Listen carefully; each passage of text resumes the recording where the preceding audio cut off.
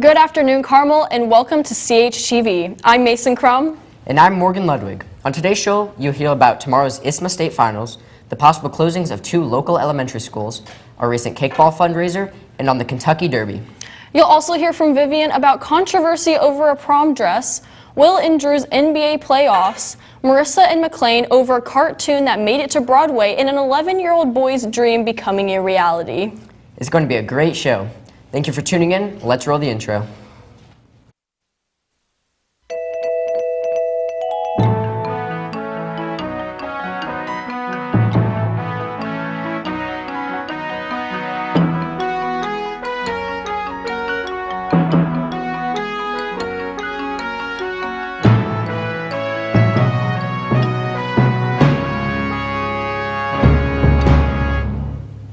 In Carmel news, the Carmel High School Ambassadors will be competing tomorrow at the ISSMA State Finals at Pike High School. The Ambassadors perform at 3:06 in the afternoon, and the award ceremony will be at 7:45. The Ambassadors' performance will be judged on various categories, including diction, rhythm, blend, tone, and quality. Carmel High School student Adrian Larco, a sophomore and first-year ambassador, will be competing at the state finals tomorrow. He stated that, quote, "We're going into this as 5th in the state, however, I feel like we should come in at around 3rd or so. It's good to hear that Adrian is optimistic about their performance tomorrow.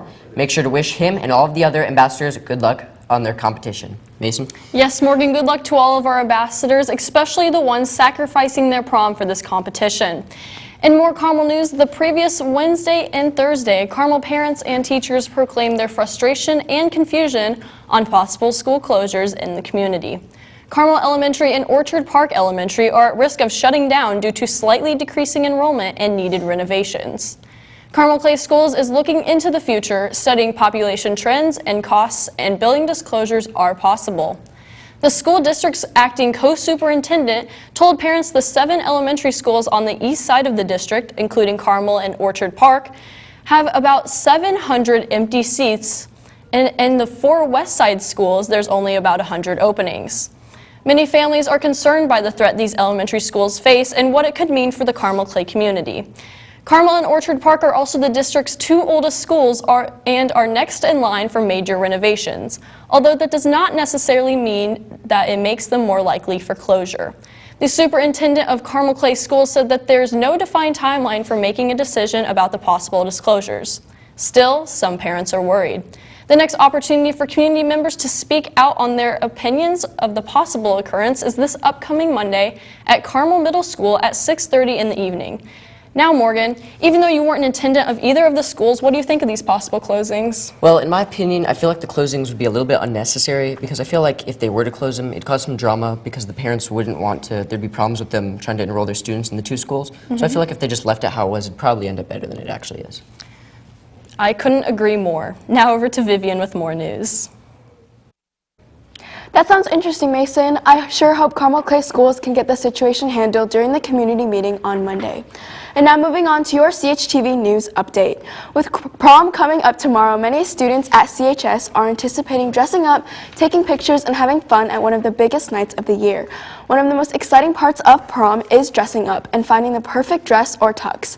However, 18-year-old senior Keziah Dom from Woods Cross High School in Utah has sparked national discussion and controversy over her prom dress.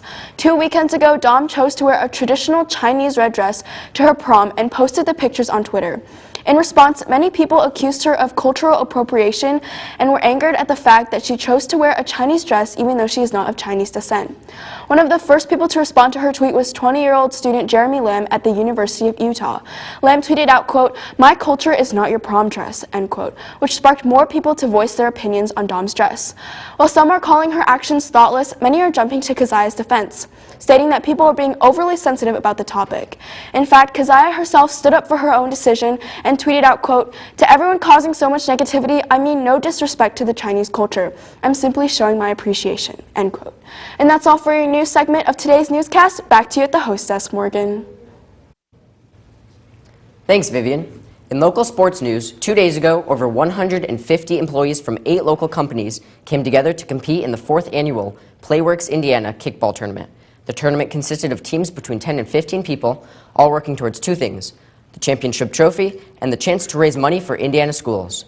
Altogether, the company teams played for around 6 hours and raised over $15,000 for local schools. Playworks Indiana hopes to use the money to bring safe and healthy activities to over 5,000 children in low-income schools across Indiana. Visit www.playworks.org/Indiana to learn more about the event. Now over to Will and Drew at the sports desk. Thanks, Morgan. The first round of the NBA playoffs is over and the second round is underway. Some matchups I am very excited about start with Houston versus Utah. Houston has been the best team in the league from the start, finishing the season with the best record in the NBA and beating a very talented Timberwolves team in 5 games in the first round. They are currently playing the Jazz in the second round and the series is tied 1-1. The Jazz have been very good defensively this series and look very good right now so far, but I think the Rockets are going to prove too much for them in the end. Another series I can't wait for is the Warriors versus the Pelicans. Anthony Davis is playing the best basketball of his career right now, and the Pelicans are playing great team basketball. The Warriors got 2-time MVP Steph Curry back 2 nights ago from an ongoing ankle injury, and it was like he was never hurt, scoring 28 points in 22 minutes with 5 triples and leading the Warriors to a 2-0 series lead. They travel to New Orleans tonight for Game 3. Drew, how do you feel about the Game 3? Well, I think you're right about Steph making a big impact when coming back. I think it'll be a close game, but I do think that the Warriors will be able to stick it out with the win and go up 3-0. I mean, I think that'll be a close game because the Pelicans are at home and they're fans. But I do think with Steph being back, it's almost unfair still, and they will go up 3-0. So now in more local news, the Carmel boys and girls track team are competing in a county meet tonight. It is one of their biggest meets of the year and will really put the runners to a test. CHTV members Morgan Ludwig and Ted Paya took a closer look into the life of a runner with star hurdler Brandon Teeter. My name is Sam Chenoweth, and I am the director of The Little Mermaid.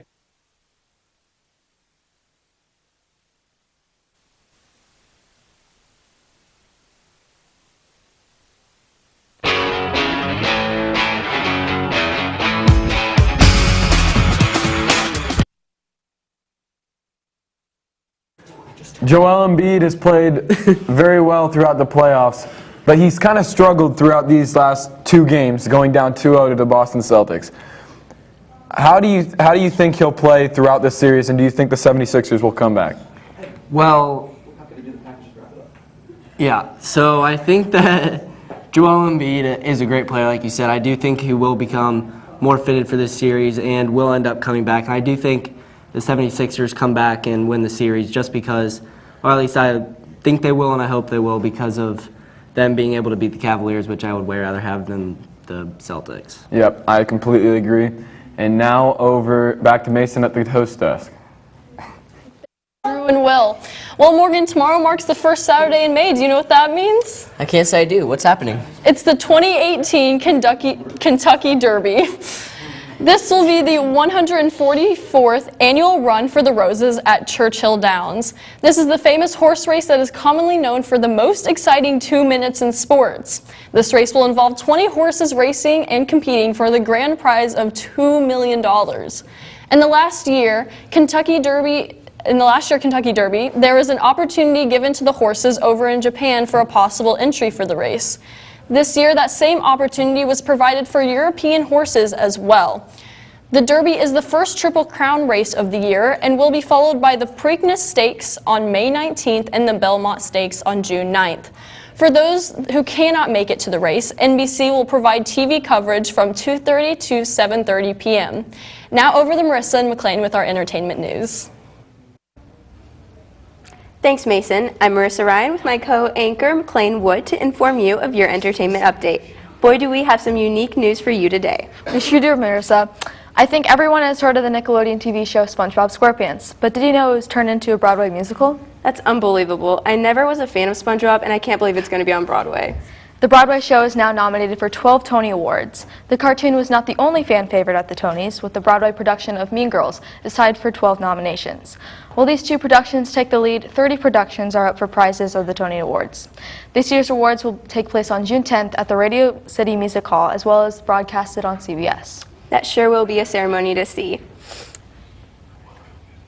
Maybe we will have a few future Broadway singers here at CHS with Our production of The Little Mermaid in the works. CHTV's Evan Smoker talked to the cast to get their insight on the show. Let's take a look. My name is Sam Chenoweth, and I am the director of The Little Mermaid. I'm Sydney Green, and I'll be playing Ariel in The Little Mermaid. We chose this show specifically because Carmel hasn't done what I would call a kids show in a while. It's like very fun and unique because in the past, like we did Phantom of the Opera last year, which is completely different from the show, which is actually like a Disney show. We wanted something that the whole family could come to and enjoy, and also something classic. One of the things that we're doing differently in the show is in the Broadway version, a lot of the performers were on Heelys, if you know what those are. We kind of took it up a notch, and everyone's on different kinds of wheels. A few of us that are mermaids, we wear Heelys, and some of the other characters, they actually use hoverboards, so that's really cool. Like Scuttle the bird uses a hoverboard, and as well as King Triton. So Ariel's on Heelys, but Flotsam and Jetsam are on rollerblades, and Flounder's on a ripstick, and we use 3 different hoverboards in the show. In addition to that, we also have people flying. So I'm flying in the show, as well as Ben Heber, who plays Prince Eric. She's actually 6 feet off the ground the whole show, so figuring out how that works. We've got some cool things that are going to happen out in the audience. We're not limiting ourselves to the stage for the show, we're using the whole room as the performance space. I was nervous at first, but I'm actually just really excited now. The show's coming together, and we're about 3 or 4 weeks out from the show. So right now we're just getting all the final aspects together, and really it's more exciting now. We're trying to do things differently, so we hope that you show up with what you think of Little Mermaid in your head and then leave with kind of a new vision.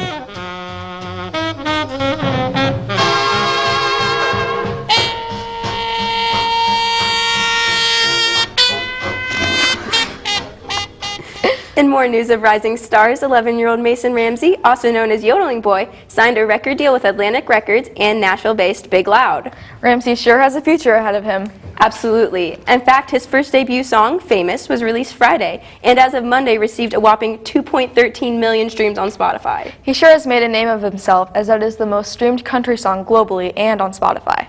As we said, this week's entertainment news sure is unique. And that's all we have for your entertainment update today. Now back to Mason and Morgan at the host desk. Thanks, McLean and Marissa. Don't forget to follow CHTV's Twitter page and subscribe to CHTV Carmel Television for more content. This has been Mason Crum. And Morgan Ludwig signing off. Have a great weekend, Greyhounds. Okay.